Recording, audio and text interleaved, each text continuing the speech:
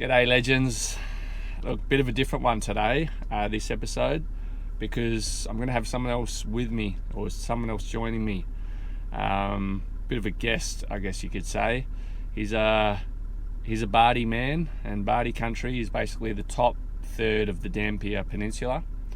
And he was born and bred there, traditional owner, and he's an elder. Now, I guess most of my episodes, I think all of them are completely solo, so big change. I'm excited to have him on board. We're going to go out and talk bushtucker and cooking and exploring the land and what it means to be a Bardi man, I guess, and what it was like growing up in these parts. So I'm pretty excited to hear what he's about and yeah, talk some story with him.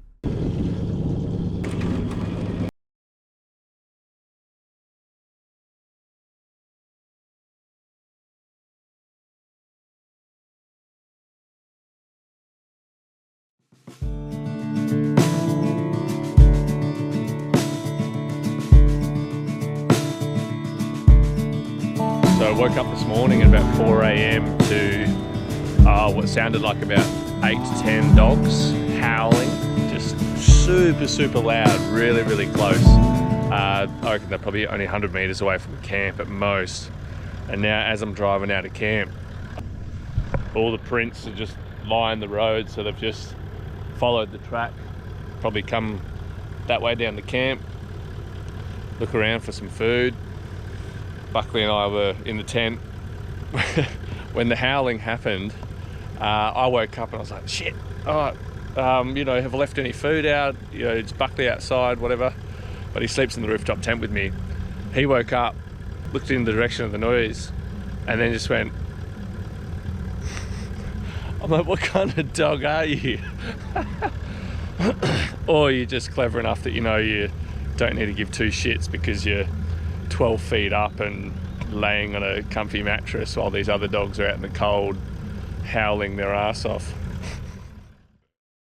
So we're up in Bardi country and hanging with Brian today. Here he is up here. There you go, mate. Hi, mate. Nice to meet you. So tell us, what are we up to today, mate? We're gonna have fun. Yeah, good. Just looking around just to put up here for a very specific reason, and just ask you some questions about what you know about bush. In this bush we have the Western Brown, King Brown, coastal taipans in here. All my favourite things to walk on. Yeah, they're three of the, like Australia's 10 most venomous snakes were just there. Glad I wore shoes, mate. So do you reckon the medicine tree is going to help? No, what used to happen is our old people would find a shady spot, down on the dunes area there, find a nice shady spot and go to sleep. And hopefully you wake up. And hopefully you wake up, in a few days. We never had antivenoms or antivenines for snake bites. And yeah, you had to be very careful with walking through the scrub. Just hope it wasn't putting in venom. Hope it was just a warning. A warning. Yeah, get away from me. Sort of warning. That's why our people this time of year, to cross from one side of the country to the other, would light fires. They would light a fire over the other side, and so as it burns through, all the creatures you can see then walk in the clear. The dogs would bring down wallabies, little wallabies. You have a different diet.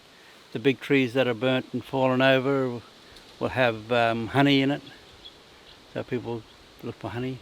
But more importantly, it's a clean track that you can walk through where you can see everything. Safe, yeah.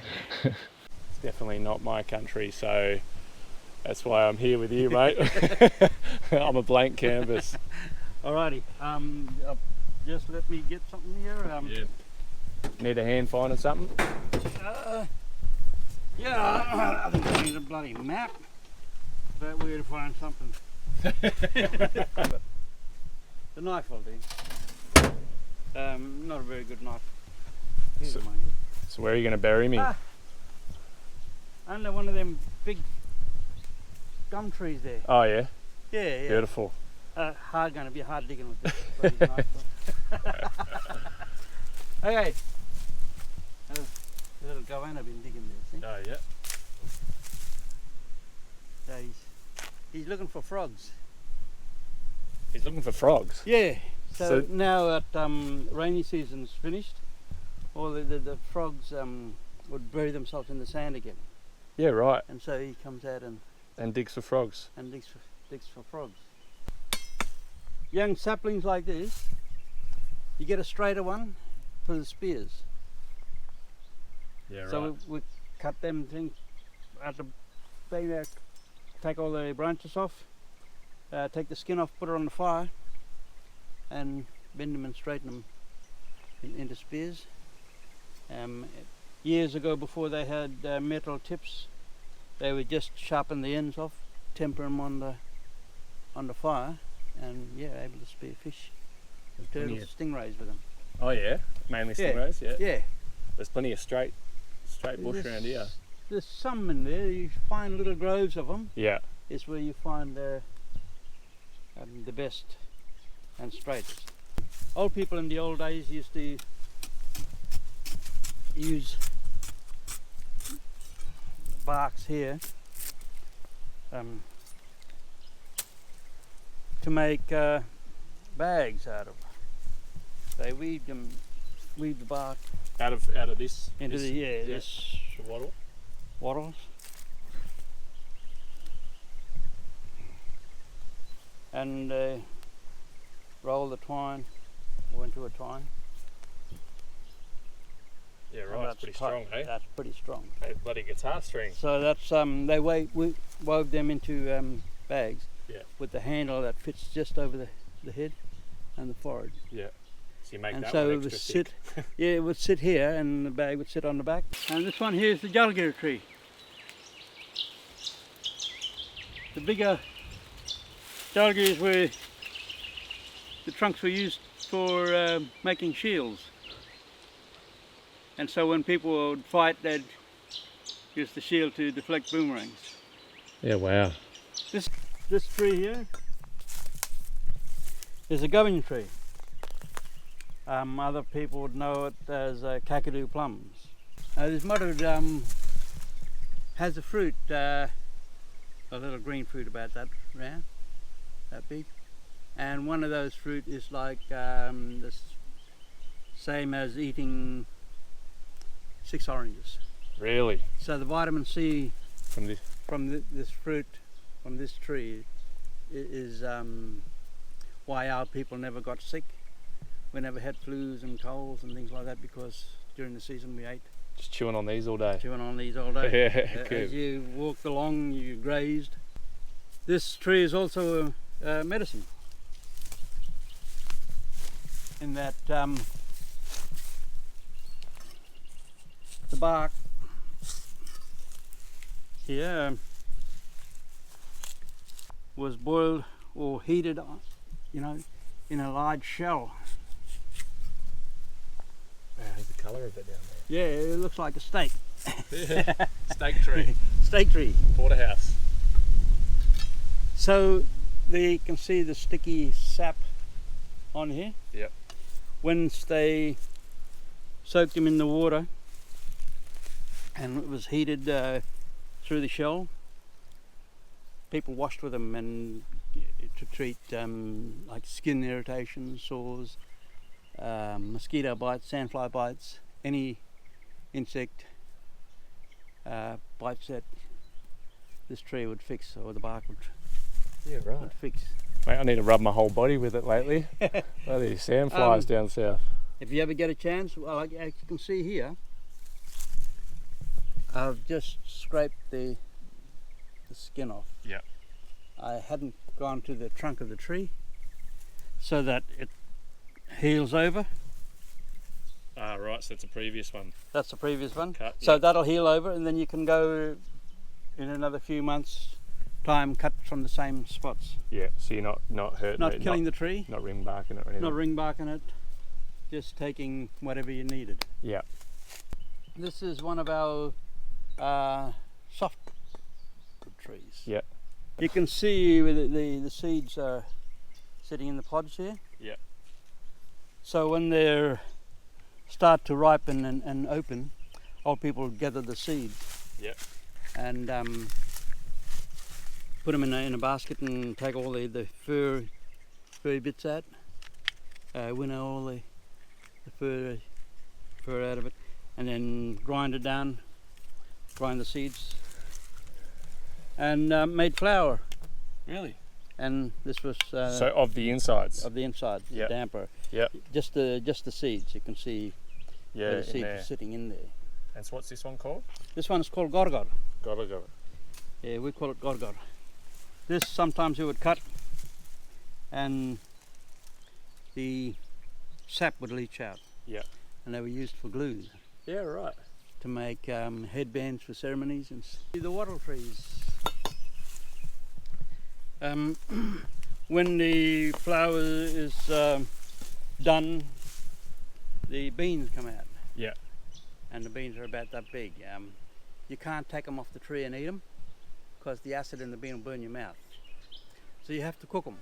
Yeah, okay. Put them on the fire, Yeah. cook them, and then the heat neutralizes the acid, and then you can eat it.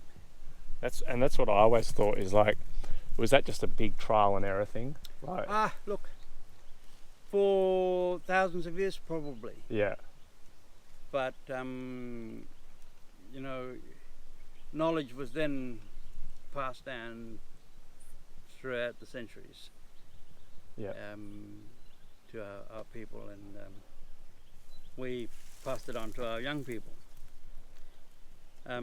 But Those poor buggers eating it sour for thousands of years until they chucked it on some coals. I think that you would have to pick them and find out Yeah. more or less instantaneously that you can't eat it as it is. So Yeah, you need to work out. possibly work out either dry it, or Yeah.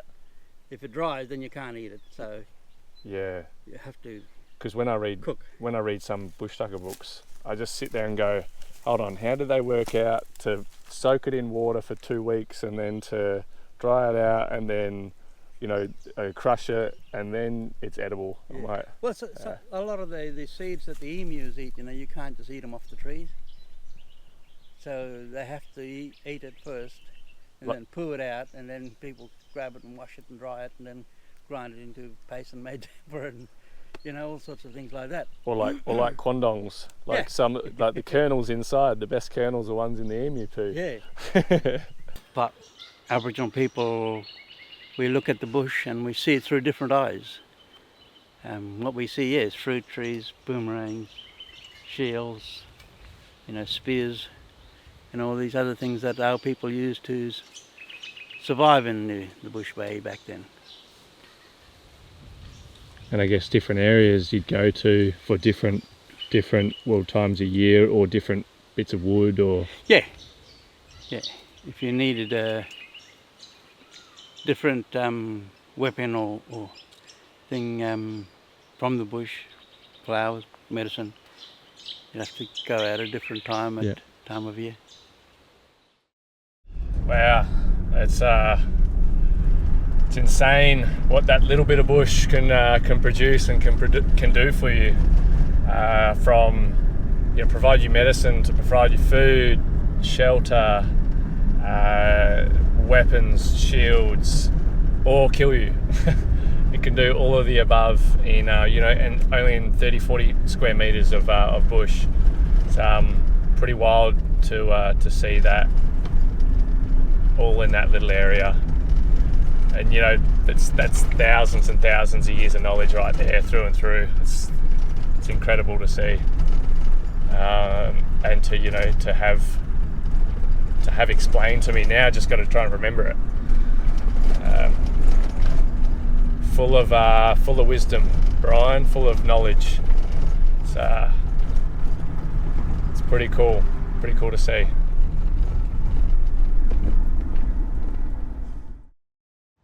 Coming up next, Brian shows me some more of his country, takes me to some pretty epic heritage spots.